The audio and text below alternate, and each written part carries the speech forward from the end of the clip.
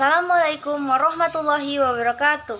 Perkenalkan, nama saya Nesa Alfianita dengan NPM A1A021084, kelas 5C, Prodi Pendidikan Bahasa Indonesia.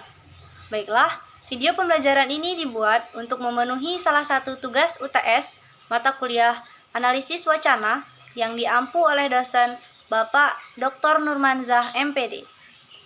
Baiklah, kita masuk ke materi yang pertama, yaitu hakikat dan perkembangan analisis wacana. 1. Pengertian wacana. Wacana atau diskurs berasal dari bahasa Latin, discourus. Secara terbatas, istilah ini menunjuk pada aturan-aturan dan kebiasaan-kebiasaan yang mendasari penggunaan bahasa, baik dalam komunikasi lisan maupun tulisan.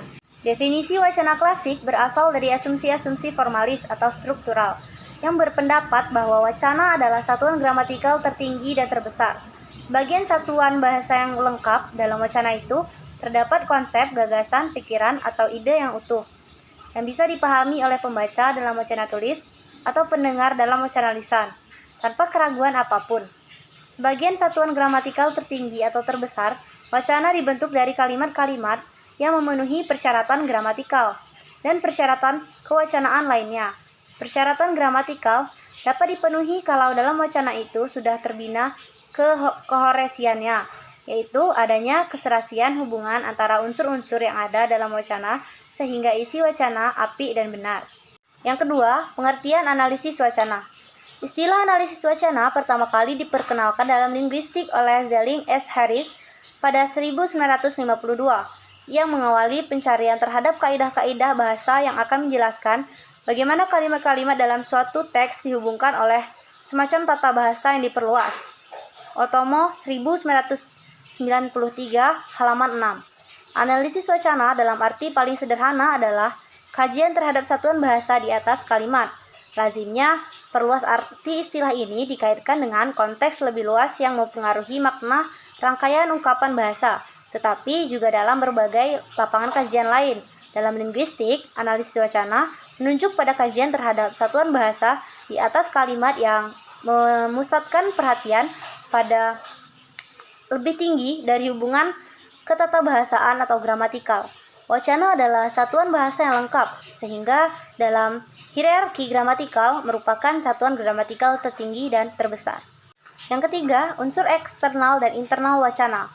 Wacana memiliki dua unsur pendukung utama, yaitu unsur dari dalam internal dan unsur luar eksternal. Unsur internal berkaitan dengan aspek formal kebahasaan, sedangkan unsur eksternal berkenaan dengan hal-hal di luar wacana itu sendiri. Yang keempat, struktur wacana. Dalam KBBI, struktur adalah cara suatu hal atau unsur disusun. Struktur juga diartikan sebagai unsur-unsur atau bagian yang dibangun dalam pola tertentu. Wacana juga memiliki struktur tersendiri. Struktur wacana secara umum ini juga dapat didefinisikan sebagai susunan dari suatu percakapan yang dilakukan oleh dua partisipan atau lebih. Dapat diketahui bahwa struktur wacana dengan pendekatan kritis ketiga dimensi teks tersebut adalah: yang pertama, struktur makro, yang kedua, superstruktur, dan yang ketiga, struktur mikro. Baiklah, kita lanjutkan ke materi yang kedua, yaitu unsur pembangun teks wacana dalam peristiwa komunikasi, unsur internal dan unsur eksternal. Yang pertama, unsur internal wacana. Yang pertama ada kata. Kata adalah unsur bahasa yang diucapkan atau ditulis sebagai perwujudan pikiran yang digunakan dalam berbahasa. Lalu ada kalimat, yaitu satuan ujar yang berdiri sendiri yang berisi gagasan. Kemudian ada teks, yaitu ujaran yang dihasilkan berdasarkan tindak tutur. Lalu ada konteks atau teks yang mendahului teks lain dan mempunyai keterkaitan dan kesejajaran. Baiklah, selanjutnya kita lanjutkan ke unsur eksternal wacana. Implikatur, makna tidak langsung. Presuposisi, peranggapan atau asumsi awal penutur yang sama dengan lawan tutur. Lalu, referensi. Kemudian, inferensi, makna dari pendengar secara konteks sosial budaya. Lalu ada konteks, sesuatu yang menyertai teks, linguistik dan ekstralinguistik dan nonverbal. Konteks kemudian terbagi menjadi wicara, lalu menurun menjadi waktu atau tempat, suasana, kemudian instrumen, cara, etika, rasa, nada, dan ragam, Lalu amanat dan tujuan terbagi lagi menjadi dari Del Hymnes 1972.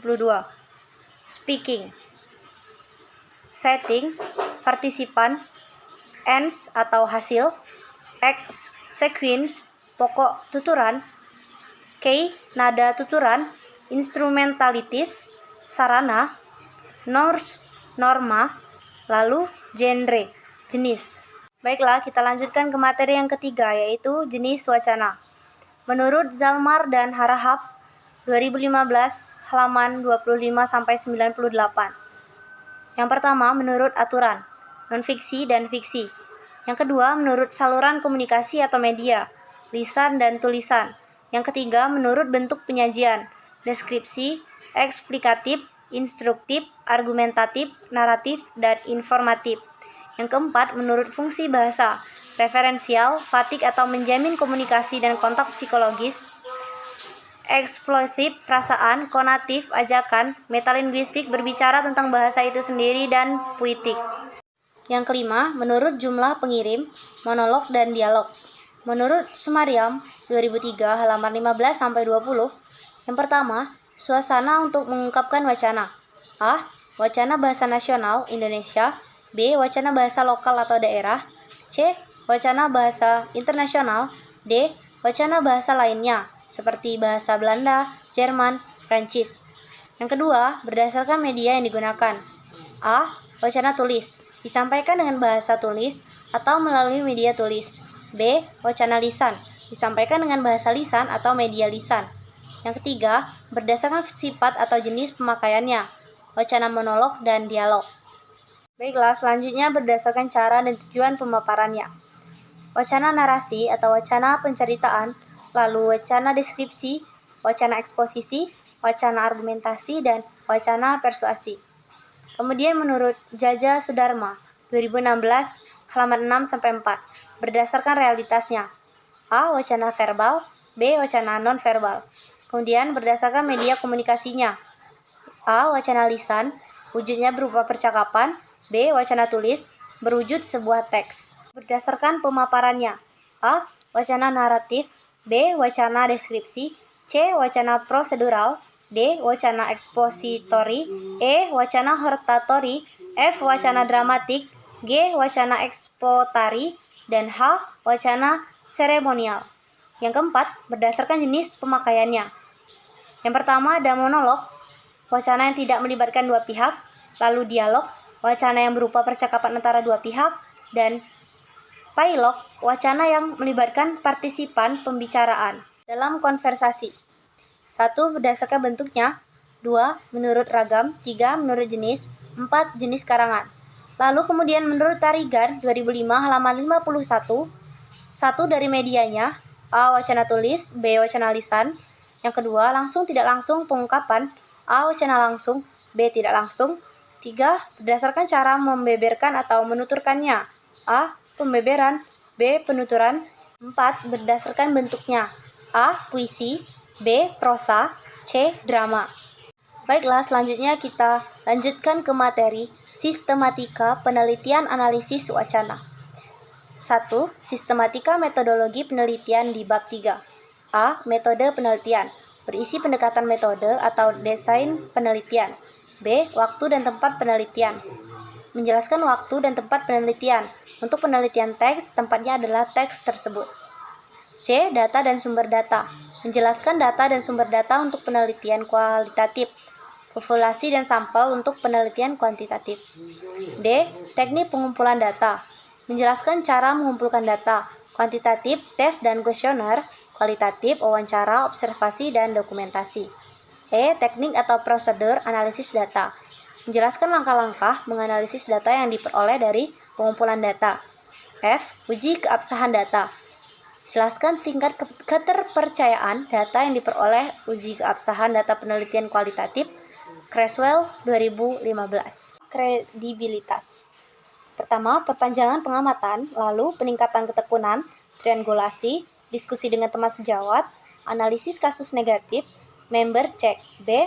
Transferabilitas, uraian yang rinci, jelas, sistematis, dan dapat dipercaya.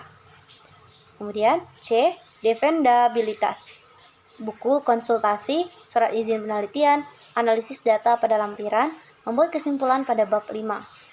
D. Konfirmabilitas. Cara mendokumentasikan seluruh data dan hasil kegiatan analisis data penelitian.